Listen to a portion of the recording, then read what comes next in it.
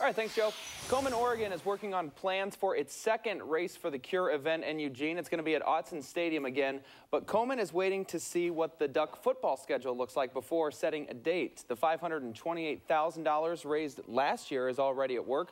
They're using some of it to pilot a new breast health education program in Lane County. It's also paying for mammograms for uninsured or underinsured women, as well as supporting the Patient Navigator program.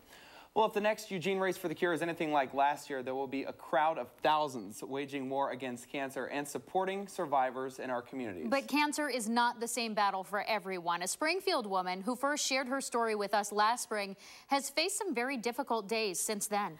But as News Source 16's Kelli Warner shows us, even when her body's weak, her spirit is strong. I got to know Lorelei Kyllonen last spring when she and her sister shared their stories of being breast cancer survivors. But Lorelei's story didn't end there. Her cancer has progressed and she's facing an uncertain future. But she's never lost hope, especially when it comes to what's most important. In a torrential downpour, 7,800 people crossed the finish line of Eugene's first ever Komen Race for the Cure. Lorelei Kyllonen of Springfield was right in the middle of them. That was a fun day for me. Lorelei is now in the race of her life. Her third bout with cancer has been the most aggressive. Because I have the cancer in my bone marrow, it's really hard to treat. Recently, Lorelei had to stop working, and there are things she used to be able to do that she can't anymore, like taking part in marathons. But she hasn't lost her inner strength or her sense of humor. Yeah, humor is huge in our family. Lorelei's humor is what's helped her deal with this devastating disease, and family and friends are everywhere. Their pictures displayed throughout her home, on the fridge, on the mantle, down the hallway. And I had all these pictures in a drawer, and then I thought, you know, I need to get those out on the wall. But over the last several months, she's had to get serious and have some tough conversations with the people she loves. She cornered her brother about her will during a Seattle Seahawks game on TV. And I thought, well, I'll just nail him at halftime. He's stuck here and he's going to have to answer, and he doesn't like that kind of stuff.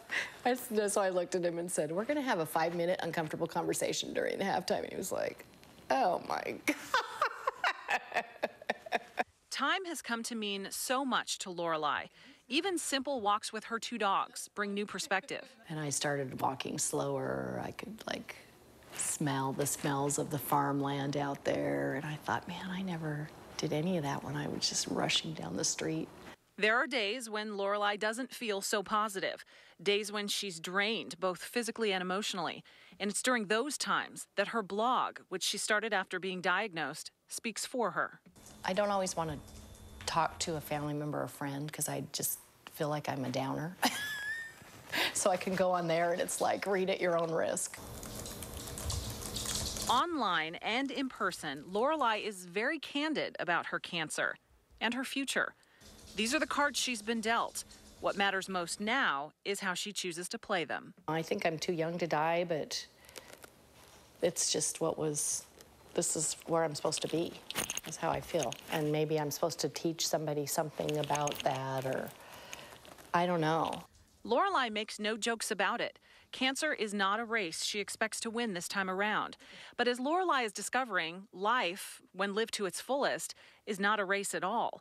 Instead, it's a journey where the people who love you and the moments you cherish are what really counts. My family members, one of them joked that I have like the Verizon wireless people behind me.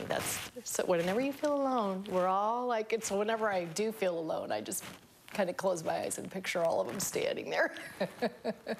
Lorelei continues to add things to her bucket list. She says she refuses to let her diagnosis stop her from planning for the future.